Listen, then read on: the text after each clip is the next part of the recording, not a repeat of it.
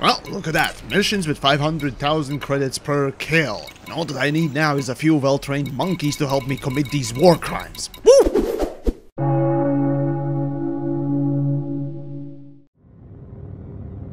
We can grind if we wanna, we can leave your life behind. Cause your life don't grind, and if you don't grind, well, it's no life of mine. Today, as last year, I'll take a look at the current state of the credit making in Elite Dangerous, the best, the worst ways of making, methods and routes, as well as the tricks in the alleyway you can make. If you're new, this will help you not waste your time, while for veterans, this is gonna be more of a general overview, or an update at least, for the year 2022. Let's begin then! Starting off then with exploration type gameplay. Here you will earn the least amount of credits. However, through the ages, this gameplay has always been not only consistent but also great for fresh accounts. And I don't mean just newbies. If like me, for example, you try to reset an account and start fresh from time to time, exploration is the best way to get the first few millions guaranteed every time the same way, since, you know, the planets don't move. My older video for Road to Riches explains this perfectly how to accomplish this, so for detailed info do check it out. But seriously, these days though, you don't even need 100,000 credits to spec out a top-line explorer, and off you go. Additionally, many of you will attempt a surface probing with a Probulator 2000. Well, tough luck with that, as though you do earn more credits per system, it also takes a lot longer to go from planet to planet and do the whole thingamajig. And thus, in the end, you actually lose money per hour compared to basic scan, and it's more tedious as well. So I do not recommend it if you're after efficiency. As for the new planet exobiology gameplay in Odyssey... Why you can... No. Oh, and also the same goes with Horizon's planet surface scans, rescues, and all other crap. Next up then is trading. First then, the basic trading where you browse the commodity market and then sell that stuff off in some other system. This of course requires the use of community third-party tools like database or INRA, since to this day we still don't have a reliable and simple tool in-game. But credit-wise, well, it's good. Expect, at best, with a Type 9 or a Cutter to make around 100 million an hour, doing the simple A to B and back to A trade routes.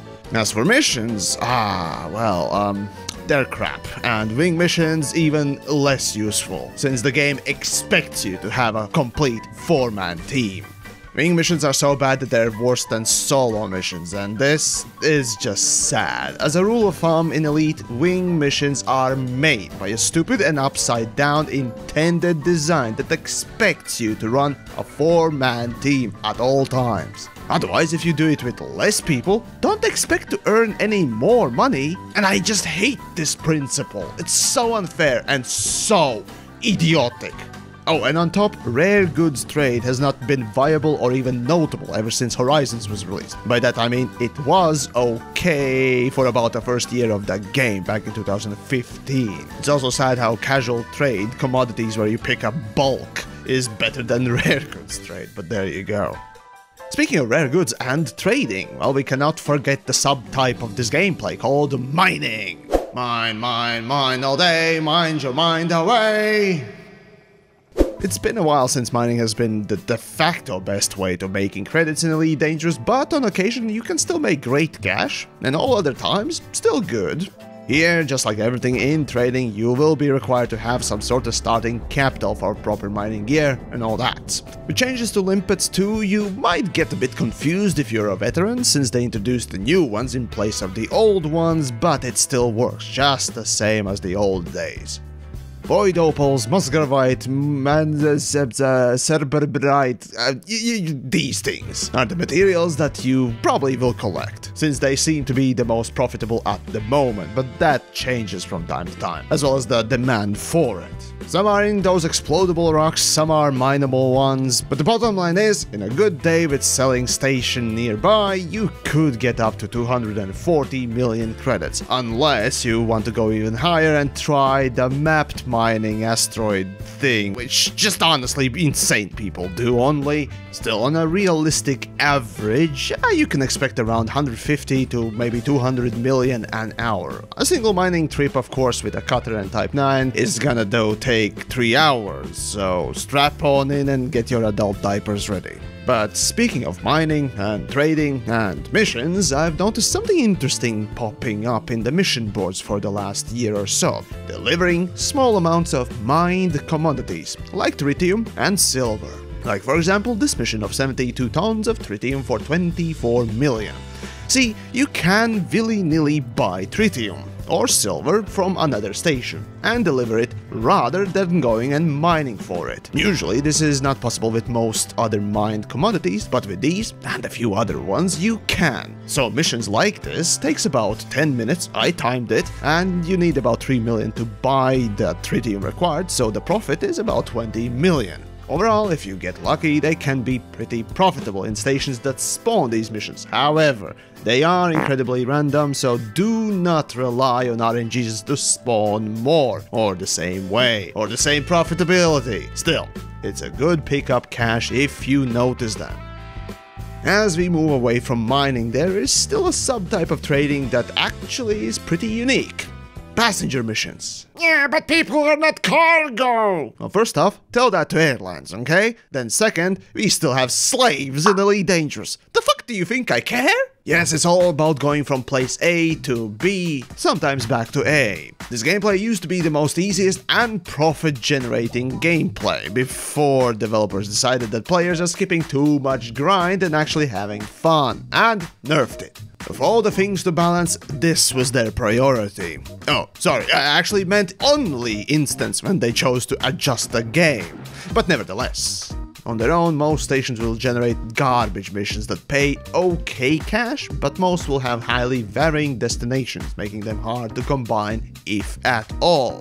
Then there are also long-range missions to places like the Center or the Colonia. They do pay big money, but also because the game is hard-coded to never hand out missions over 50 million credits per mission, these long-range missions actually do not make the trip worth it, even in the best ships. In fact, next to Road to Riches, long-range passenger missions are probably the worst-paying ones. Kinda sad, honestly, because I would love to visit the Center and do these missions, but when you can only load up one mission with one guy, is it really worth it? However, there is a way.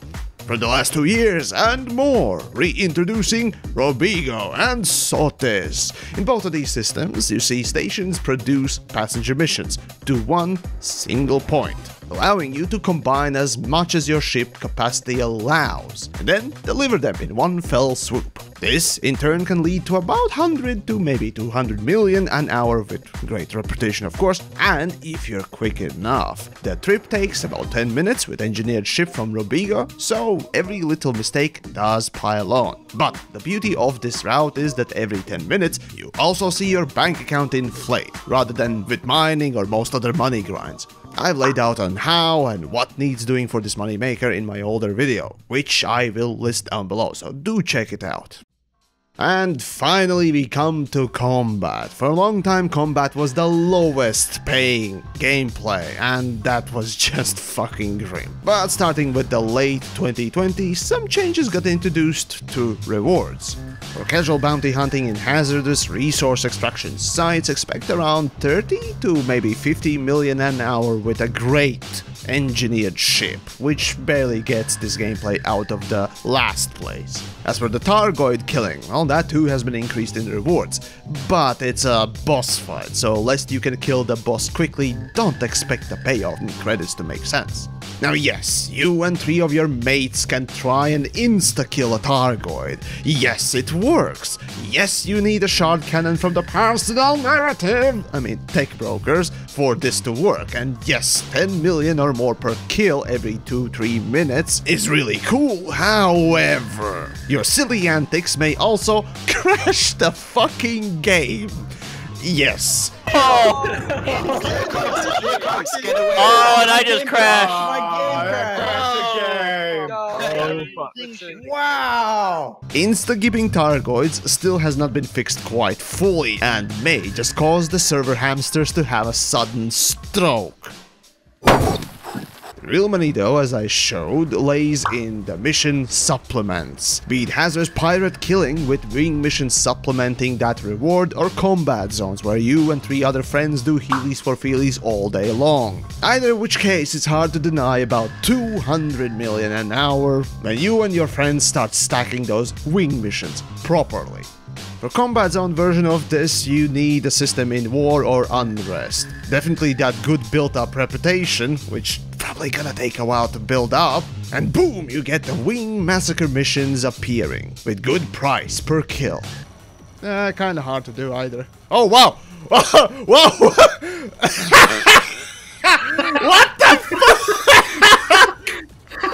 Majestic! So majestic! So elegant! I saw that on the... What the fuck? Oh my god! And the same thing goes with the pirate missions, which actually are kinda better because they are more consistent since they don't disappear, you know, Hazres just doesn't disappear that easily. While war systems tend to go from war to not war when, you know, war is over. Unless of course you're in Middle East, but anyways, that's a different topic. The only problem with this kind of money grinding is that you need a really good ship to kill quickly and make this actually work fast enough. So that means engineering guns and the ship itself, which on its own is already soul draining grind, but you then also need 3 other creatures to maximize it, which I know is a problem for a lot of you. But hey, it's time to make friends, okay? Join my Discord, that's where I found a couple of helpers, so maybe you too will find them. Join the community, you know, all that good stuff. The link for Discord will be in the description. Oh, and yes, also, I suppose I'm obligated to mention this, but you can build a ship that will literally farm kills while being AFK. All you need is a ship with a lot of turrets. Usually people pick Type 10, but Cutter will do just fine as well, and so will Corvette. Turreted long-range lasers, big-ass shields, 1 cargo bay with some valuable commodities in it, maybe a point defense, and that's it. You plop your ship in the middle of a Haz-res or high-res and let the pirates spawn in and attack you due to your cargo. Then get fucked by your turrets and, well, kills rack up. AFK farming. Okay. Quality AI right there, right? Right? What the fuck is this? Some people claim that you make about 1 billion credits in 1 day, but, well, it's still low paying an hour technically. But you don't need to play Elite, that's an upside, I guess.